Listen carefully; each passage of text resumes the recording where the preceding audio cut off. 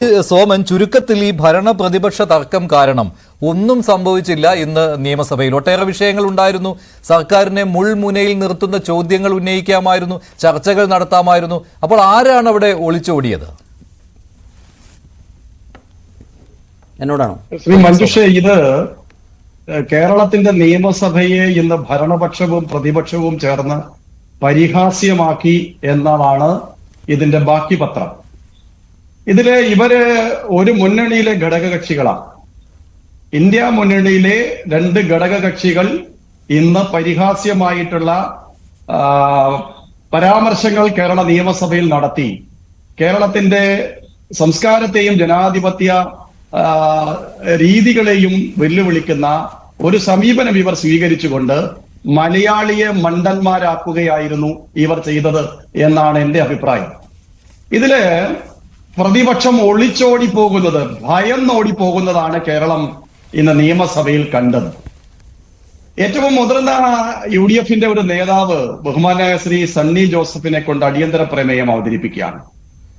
ആ അടിയന്തര പ്രമേയത്തിന് ചർച്ച ചെയ്യാൻ തയ്യാറാണ് എന്ന സ്ഥിതി വരുന്ന സമയത്ത് കേരളത്തിൽ ഇന്ന് ഉയർന്നു വരുന്ന ഭരണകക്ഷിക്കെതിരായി വരുന്ന വിമർശനങ്ങളെ, വെളിപ്പെടുത്തലുകളെ, ഗുരുതരമായിട്ടുള്ള ആക്ഷേപങ്ങളെ അക്കമിട്ട് അടിവരയിട്ട് നിയമസഭയിൽ അവതരിപ്പിക്കാൻ കിട്ടിയ അവസരം പ്രയോജനപ്പെടുത്താതെ പ്രതിപക്ഷം ഒളിച്ചോടുകയായിരുന്നു എന്നുള്ളതാണ് നിയമസഭാ നടപടികൾ പരിശോധിക്കുന്ന ഏതൊരു മലയാളിക്കും മനസ്സിലാവുന്നത്.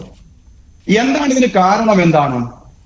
കേരളത്തിൽ ഇങ്ങനൊരു ചരിത്രമുണ്ടോ? പ്രതിപക്ഷം അവതരിപ്പിക്കുന്ന അടിയന്തര പ്രമേയത്തിന് അനുമതി ലഭിക്കുന്നു, ചർച്ച ചെയ്യാതെ പ്രതിപക്ഷം ഇറങ്ങിപ്പോകുന്ന ഒരു സ്ഥിതിവിശേഷം മുൻപ് നമ്മുടെ കേരള നിയമസഭയിൽ ചരിത്രത്തിൽ ഉണ്ടായിട്ടില്ല എന്നാണ് ഞാൻ മനസ്സിലാക്കുന്നത്. ഇതൊരു കാര്യമാണ്. ഇത് ഇന്ത്യ മുന്നണിയിലെ ഘടകകക്ഷികളുടെ പരിഹാസ്യമായിട്ടുള്ള ഒരു പ്രവർത്തനമായിട്ടാണ് BJP ഇതിനെ കാണുന്നത്. പക്ഷെ അവിടെ പ്രതിപക്ഷം ഉന്നയിച്ചതും മുഖ്യമന്ത്രി മറുപടി നൽകേണ്ടതുമായ വിഷയം സംഘപരിവാർ നറേറ്റീവാണ് മുഖ്യമന്ത്രി ദേശീയ മാധ്യമത്തിന് നൽകിയത് എന്നുള്ള കാര്യമാണല്ലോ. ഹിന്ദുവിൽ അദ്ദേഹം കൊടുത്ത അഭിമുഖം അത് സംഘപരിവാർ നറേറ്റീവാണ്. ഇതിനുള്ള മറുപടി വേണം എന്നുള്ളതായിരുന്നു ഏറ്റവും പ്രധാനപ്പെട്ട ആവശ്യം പ്രതിപക്ഷത്തിൻ്റെത്. അപ്പോൾ താങ്കൾ പറയുകയാണ് ഇവർ തമ്മിലുള്ള ഒത്തുകളിയാണ് നടക്കുന്നത്, ഇന്ത്യ മുന്നണിയുടെ ഭാഗമായതുകൊണ്ടാണ് അതെന്ന്. പക്ഷെ മുഖ്യമന്ത്രിയും സർക്കാരും പ്രതിരോധത്തിലായിരിക്കുന്ന ആ വിഷയത്തിലല്ലല്ലോ. മഞ്ജുഷ, ഞാൻ അതിലേക്ക് വരികയാണ്. സംഘപരിവാറുമായി ബന്ധപ്പെട്ട വിഷയം ചർച്ച ചെയ്യണമെങ്കിൽ അടിയന്തര പ്രമേയത്തിന്റെ വിഷയാവതരണ വേളയിലും ചർച്ചാ വേളയിലും പ്രതിപക്ഷത്തിന് ഉന്നയിക്കാൻ കിട്ടുന്ന അത്രയും അവസരം ഇനി വേറെ എന്ന് കിട്ടുമെന്നാണ് പറയുന്നത്. ഇപ്പോ നിയമസഭയുടെ സമ്മേളനം റീഷെഡ്യൂൾ ചെയ്തു എന്ന് അറിയാത്ത ആളുകളല്ല പ്രതിപക്ഷത്തിരിക്കുന്നത്, പ്രതിപക്ഷ നേതാവ്.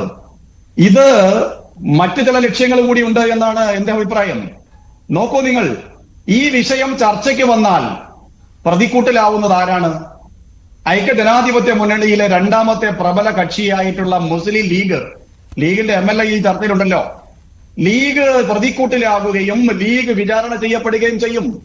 സ്വർണ്ണക്കടത്തുമായി ബന്ധപ്പെട്ട വിഷയം കേരളത്തിന്റെ നിയമസഭയിൽ ചർച്ചയ്ക്ക് വരികയും അതിന് മറുപടി പറയുകയും ചെയ്യുന്ന സമയത്ത് അങ്ങനോട് ചോദിക്കുന്ന ചോദ്യവുമായി ബന്ധപ്പെട്ട വിഷയം ചർച്ചയ്ക്ക് വരുമ്പോ ലീഗ് പ്രതിക്കൂട്ടിലാകപ്പെടും, ലീഗ് വിചാരണ ചെയ്യപ്പെടും. ലീഗിനെ രക്ഷിക്കാൻ വേണ്ടിയിട്ടുള്ള ഒരു പരിശ്രമം കൂടി ഇന്ന് പ്രതിപക്ഷ നേതാവിന്റെയും പ്രതിപക്ഷത്തിന്റെയും ഭാഗമായി ഉണ്ടായി എന്ന് കൂടെ നമ്മൾ കരുതേണ്ടതായിട്ട് വരും. അതായത് മലപ്പുറം ജില്ലയിൽ സ്വർണ്ണക്കടത്തിലൂടെയും ഹവാല ഇടപാടുകളിലൂടെയും വരുന്ന പണം ദേശവിരുദ്ധവും സംസ്ഥാന വിരുദ്ധവുമായ പ്രവർത്തനങ്ങൾക്ക് ഹേതുവാകുന്നു എന്നുള്ള കാര്യം അത് സംഘപരിവാർ നറേറ്റീവാണ് എന്നാണ് മുസ്ലിം ലീഗും UDFും പറയുന്നത്. അതാണ് മുഖ്യമന്ത്രി പറഞ്ഞത് എന്ന് നിങ്ങൾ സ്വാഭാവികമായിട്ടും സപ്പോർട്ട് ചെയ്യുന്ന ഒരു കാര്യമാണല്ലോ അത്, അല്ലേ? ഈ പറയുന്ന മുഖ്യമന്ത്രി നടത്തിയ ഈ പരാമർശം മുഖ്യമന്ത്രി പറയുന്നു ഇല്ല എന്നുള്ള കാര്യം. ഹിന്ദു പത്രം ഇക്കാര്യത്തിൽ ഖേദം പ്രകടിപ്പിക്കുകയും ചെയ്തിട്ടുണ്ട്. PR ഏജൻസി എഴുതി നൽകിയതാണ് എന്നും അവസാനം പറയുന്ന കാര്യം അതാണ്, വിശദീകരണം അതാണ്. മുഖ്യമന്ത്രി അതായിരുന്നു ഇന്ന് സഭയിൽ വിശദീകരിക്കേണ്ടത്. കേരളത്തിന്റെ മുഖ്യമന്ത്രി അഭിമുഖത്തിൽ ഹിന്ദു പത്രത്തിന് കൊടുത്തു എന്ന് പറഞ്ഞ് നമ്മളെല്ലാം വായിച്ചതും ഹിന്ദു പത്രം അതിൽ അവരുടെ അഭിപ്രായം രേഖപ്പെടുത്തിയതും മുഖ്യമന്ത്രി പറഞ്ഞതുമായിട്ടുള്ള കാര്യങ്ങൾ കേരളത്തിന്റെ രാഷ്ട്രീയ മണ്ഡലത്തിൽ അവശേഷിക്കുകയാണ്. അത് കേരളത്തിന് പുറത്തും വായനയ്ക്ക് വിധേയമായതാണ്. അത് കേരളത്തിന്റെ നിയമസഭയിൽ ചർച്ച ചെയ്യാൻ കിട്ടുന്ന അവസരത്തെ എന്തിനു പ്രതിപക്ഷം കളഞ്ഞു കുളിച്ചു എന്ന ചോദ്യമാണ് ഈ ചർച്ചയിൽ ഞാൻ ഉന്നയിക്കുന്നത്. മഞ്ജുഷേ, കേരളത്തിലെ നിയമസഭയിൽ ചരിത്രമുണ്ടോ? ബഹുമാനനായ സ്പീക്കർ വിളിച്ചു ചോദിക്കുന്നു, ആരാണ് പ്രതിപക്ഷ നേതാവെന്ന്? ആരാണ് പ്രതിപക്ഷ നേതാവെന്ന്? ശ്രീമാൻ ഉമ്മൻചാണ്ടിയും AK ആന്റണിയും K കരുണാകരനും പോലെയുള്ള കോൺഗ്രസിന്റെ ആരാധ്യരായിട്ടുള്ള നേതാക്കന്മാർ പ്രതിപക്ഷ നേതൃപദവി അലങ്കരിച്ചിരുന്ന ഒരു കാലഘട്ടത്തിൽ നിന്ന് VD സതീശൻ നയിക്കുന്ന പ്രതിപക്ഷത്തിലേക്ക് കോൺഗ്രസ് എത്തിയപ്പോ ഏറ്റവും പരിഹാസ്യമായി മാറുകയാണ്. പ്രതിപക്ഷ നേതാവ് ആരെന്ന് ചോദിക്കുകയാണ്. അപക്വമായ നേതാവാണ് ശ്രീമാൻ VD സതീശൻ. പ്രതിപക്ഷ നേതാവിന്റെ നിലവാരം മലർത്തുന്ന കേരളത്തിന്റെ മുഖ്യമന്ത്രി.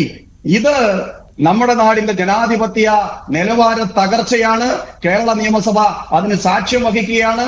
പ്രതിപക്ഷത്തിന്റെ താല്പര്യം വിഷയങ്ങൾ ചർച്ച ചെയ്യണമെന്ന നിലയ്ക്കല്ല, വിഷയങ്ങൾ വെറുതെ അവതരിപ്പിച്ച് വാർത്തകളിൽ പ്രാധാന്യം നേടുന്ന ഒരു സമീപനം മാത്രമാണ് ഇവരുടെ ഈ ഉന്നയിക്കപ്പെട്ടുള്ള വിഷയങ്ങളിൽ.